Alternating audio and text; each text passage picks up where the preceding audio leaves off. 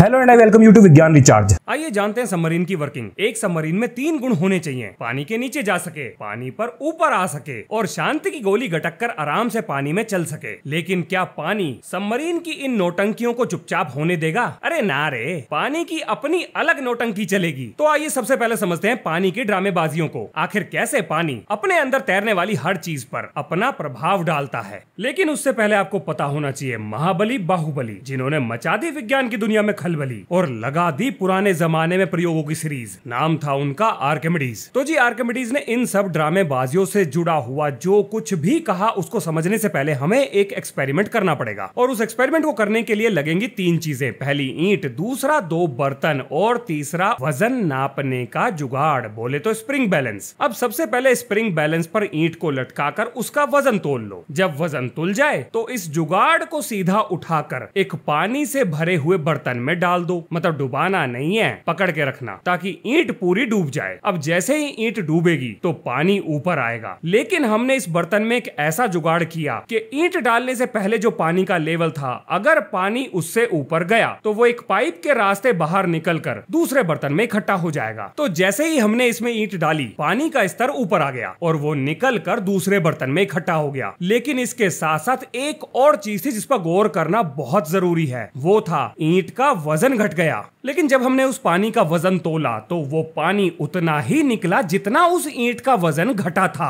अब इससे पहले कि खिचड़ी पक जाए, मेरी बात बहुत ध्यान से सुनो। इस एक्सपेरिमेंट से हमने 3 चीजें हासिल कर ली। पहला, ईंट का वजन घट गया। दूसरा, पानी ऊपर आ गया। और तीसरा, उतने ही वजन का पानी बाहर आया जितना ईंट का वजन घटा था। लेकिन आखिर ये सारी चीजें हो क्यों रही हैं? तो जी पानी ऊपर आने की कहानी तो जुड़ी हुई है थर्स्टी क्रो से, यानी प्यासे कौवे की कहानी से। जैसे कौवे ने बर्तन के अंदर कंकड़ पत्थर डालकर पानी को ऊपर उठा लिया था और अपनी प्यास बुझाकर मस्त तरीके से उड़ गया था। ठीक इसी तरह से जब ईंट पानी के अंदर गई तो पानी का लेवल ऊपर आ गया। अब रह जाते हैं 2 सवाल। पहला, ईंट का वजन क्यों घटा? और दूसरा, ईंट का वजन उतना ही क्यों घटा जितना बर्तन से पानी बाहर निकला था? उससे ज्यादा या कम क्यों नहीं घटा? तो जी ये बात समझाइए हमें स्वर्ग सिधार चुके वरिष्ठ वैज्ञानिक आर्किमिडीज ने अपने लॉ ऑफ बायोन्सी से, जिन्होंने कहा था अगर कोई ऑब्जेक्ट थोड़ा या पूरा पानी में डूबता है तो ऐसा लगेगा कि उसका वजन घट गया है, और ये वजन उतना ही घटेगा जितने वजन के पानी की जगह उसने पानी में घेर ली है। इसका मतलब ये भी हुआ कि सेम चीज का वजन पानी में कुछ और हवा में कुछ और होगा। पर भैया ये भेदभाव क्यों? उसे समझने के लिए पहले मैं आपको समझाऊंगा पानी की नौटंकी और उसके बाद हवा में होने वाली कारस्तानी, और तब जाकर आपको समझ में आएगा पूरा चक्कर। अगर मैं पानी को लेयर बाय लेयर एक दूसरे के ऊपर बहते हुए टुकड़ों में बांट लूं तो वो कुछ ऐसा दिखाई देगा। लेकिन अब यहाँ पर ऊपर वाली लेयर का वजन नीचे वाली लेयर पर पड़ना शुरू हो जाएगा, और जो लेयर जितनी ज्यादा नीचे होगी उस पर उसके ऊपर आने वाली हर लेयर का वजन पड़ेगा। यानी जितना पानी में नीचे जाओगे उतना ही ज्यादा दबाव महसूस करोगे। अब जब कोई ऑब्जेक्ट पानी में नीचे जाता है तो पानी चारों दिशाओं से उस ऑब्जेक्ट पर दबाव डालता है, लेकिन ये दबाव बराबर नहीं होता, क्योंकि किसी ऑब्जेक्ट के ऊपर जितनी ज्यादा पानी की लेयर होंगी उतना ही उस पर दबाव पड़ेगा, और जितनी ज्यादा पानी की लेयर उस ऑब्जेक्ट के नीचे होंगी वो भी अपनी संख्या के हिसाब से पानी में डूबी हुई चीज पर दबाव डालेंगी। अब अगर हम चारों दिशाओं से एक दूसरे के सामने लगने वाले प्रेशर को कैंसिल कर दें तो हमें नेट प्रेशर का डायरेक्शन पता लग जाएगा। और जब हमने ऐसा किया तो हमें पता लगा कि अपवर्ड फोर्स ने डाउनवर्ड फोर्स को आउट बैलेंस कर दिया। मतलब नीचे से लगने वाली फोर्स ज्यादा थी, तो ये चीज जो पानी में डूबी इसे पानी ऊपर फेंक देगा, और इसी को हम बायंसी कहते हैं। ये हमेशा ऊपर की तरफ वेट के अपोजिट डायरेक्शन में लगती है। अब जरा आप सोचिए, जितनी ज्यादा गहराई में कोई चीज पानी में डूबेगी उतना ही ज्यादा उस पर प्रेशर लगेगा। लेकिन जैसे जैसे वो चीज ऊपर की तरफ बढ़ेगी उस पर लगने वाला प्रेशर भी घट जाएगा। और ये सेम चीज एटमॉस्फेयर के साथ भी तो होती है। जैसे जैसे कोई चीज ऊंचाई पर जाती है ठीक वैसे वैसे एटमॉस्फेरिक प्रेशर भी घटता है, और सी लेवल पर एटमॉस्फेरिक प्रेशर मैक्सिमम होगा। ठीक उसी तरह से पानी में डूबने पर किसी चीज के तल पर यानी बॉटम में पानी के द्वारा लगाया जाने वाला प्रेशर भी मैक्सिमम होगा। यानी हवा और पानी दोनों में ऊंचाई बढ़ने के साथ प्रेशर घटेगा। इस मामले में तो